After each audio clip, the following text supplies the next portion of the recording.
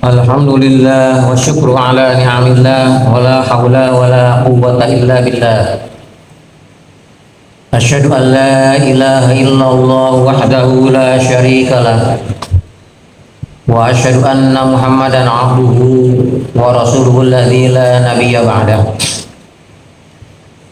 Hadirin ikhwatul iman sidang jamaah tarawih rahimakumullah. Jika kecintaan yang menjadi landasan dalam ketaatan kepada Allah Subhanahu wa taala, maka apapun perintah-perintah Allah itu akan terasa enteng dan menyenangkan. Persis seperti seorang pesepak bola yang kendati harus mengeluarkan tenaga ekstra, keringat bercucuran, membasahi sekujur tubuh, berjibaku, berguling-guling di tanah.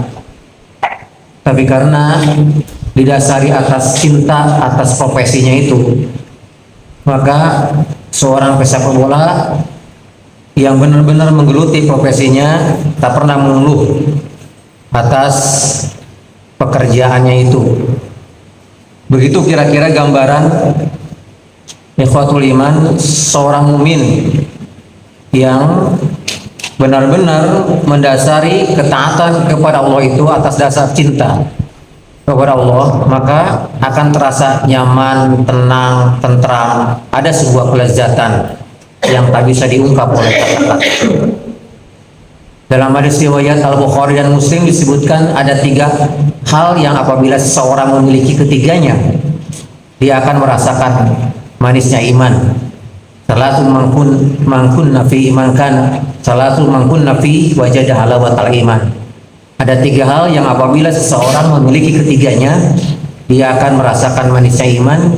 Yang pertama, ayyakunallahu wa rasuluhu ahabba ilaihi mimma siwahuma. Apabila Allah dan Rasulnya lebih dicintai pada selain keduanya.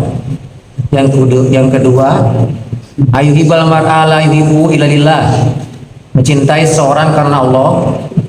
Yang ketiga adalah ayyaqra ayyamuda fil kufri kama yaqru ayyuda finnar, membenci pada kekafiran bagikan terjerumus ke dalam api neraka. Bayangkan hadirin, secara subjektif dan secara hawa nafsu tentunya saum merupakan pekerjaan yang berat, karena memang kebutuhan makan dan minum dan kebutuhan berhubungan suami istri itu merupakan kebutuhan yang mendasar.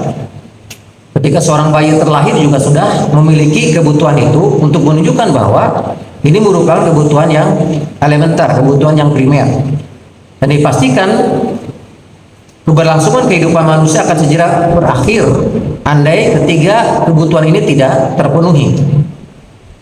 Dan karena kecintaan yang mendasari seorang mukmin dalam melaksanakan saum ini, kendati terasa lelah, letih, tapi justru di situ ada sebuah ketenangan, ketentraman, kelezatan. Terutama ketika saum ini diperintahkan pertama kali kepada kaum muslimin pada tahun kedua Hijriah, dan pada tahun yang bersamaan itu juga pada bulan Ramadan yang pertama itu pula diwajibkan perang kepada mereka. Perang pertama yaitu perang Badar. Dalam kondisi yang lelah, yang letih, yang haus, yang dahaga, justru malah Rasul dan para sahabat diperintahkan perang. Bayangkan, jangankan untuk dalam keadaan yang serba lelah, letih, haus dan dahaga serta lapar, dalam kondisi yang jag-jag saja, ketika kita dalam kondisi pes saja, yang namanya perang itu justru adalah merupakan perintah yang sangat melelahkan, meletihkan, ya, mengerahkan segala daya dan upaya, bahkan nyawa yang menjadi taruhannya. Tapi justru saum pertama kali yang diwajibkan kepada Rasul dan para sahabat pada saat yang bersamaan juga diperintahkan untuk berperang, perang Badar, perang yang pertama kali. Hadirin ikhwatul iman rahimakumullah. Inilah kemudian kita memaknai firman Allah dalam surah Al-Hujurat ayat 7. A'udzubillahi minasyaitonirrajim. Walakinnallaha habbaba ilaikumul imana wa zayyanahu fi qulubikum.